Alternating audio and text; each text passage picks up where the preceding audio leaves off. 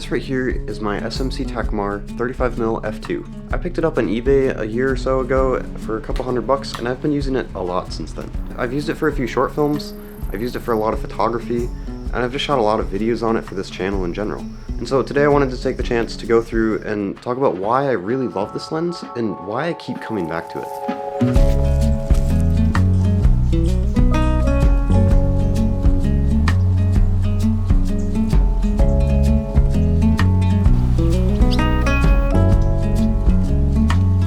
I've used this lens for a lot of things, and a few of the things that make it really special to me is going to come down to the way it renders images, and then also the use of the lens.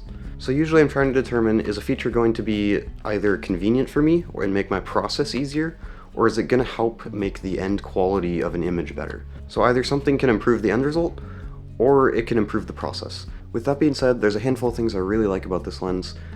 First of all, the size and weight, and that can be put into the convenience side of things.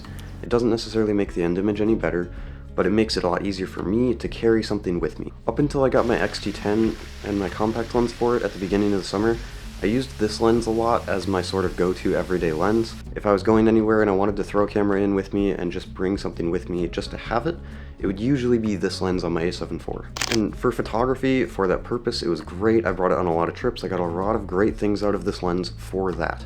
I love those street style shots with a compact setup like this.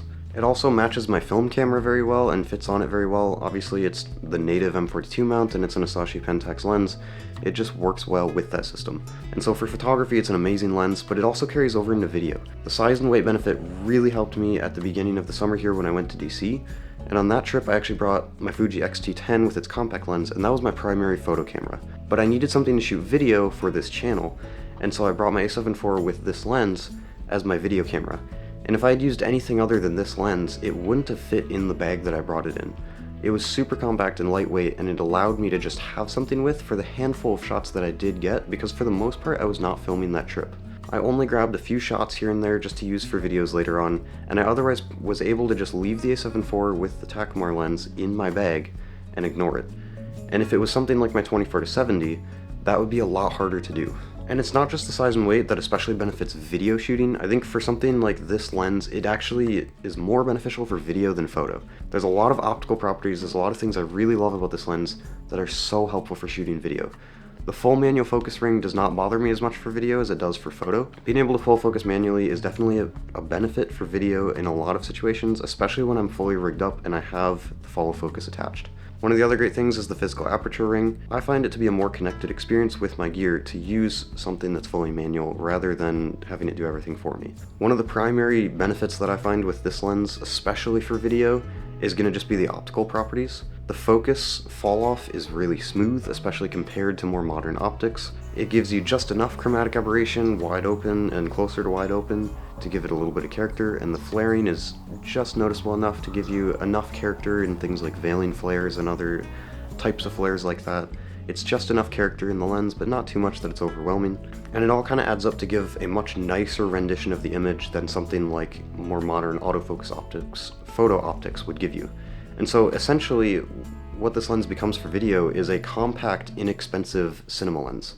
And you get all the benefits of better optical properties, fully manual lenses, but for cheap, and then also it's compact. Like extremely compact. This is a 35mm f2 lens. One of the other things I really love about this lens is the M42 mount that it has on the back. Instead of running a native mount, M42 is pretty much universal. M42 is one of the more common SLR mounts, and so it's really easy to adapt it to pretty much any of the mainstream cameras that you'd want to use it on. For example, my Helios 44 M4, that's an M42 lens as well, and I've used that basically since the beginning of when I've been shooting photos. I've used it across multiple different types of sensors and multiple different camera bodies. And so the M42 mount is really nice because I'm not locked down to anything at all. The great thing about this is that it allows me to, for example, use this lens on either my A7 IV or my X-T10 if I wanted to. And usually when I'm shooting video on the X-T10, if I need the A7 IV to be in a shot for some reason, I'll shoot video on the X-T10, and in that case I would actually like to use my vintage lenses instead of the 27mm that I usually use for photos. And this lens also has a pretty small filter thread, so it allows me to use much smaller filters like these ones to just keep the whole thing compact still. Like, this is still a VND that I have on the front, as well as a diffusion filter. Typically I won't necessarily run a diffusion filter, but if I'm outside shooting, obviously that's a VND that I have to put on there. So this lens is just really a joy to use. It's great for a compact setup, whether I'm shooting photo or video. I can throw it on really any camera I want to, and the optical properties will just give me great results almost no matter what. And 35mm is an amazing focal length, f2 is plenty wide enough, and it's still super compact. So that's all I have for you in this video. Thank you for watching, and have a great day.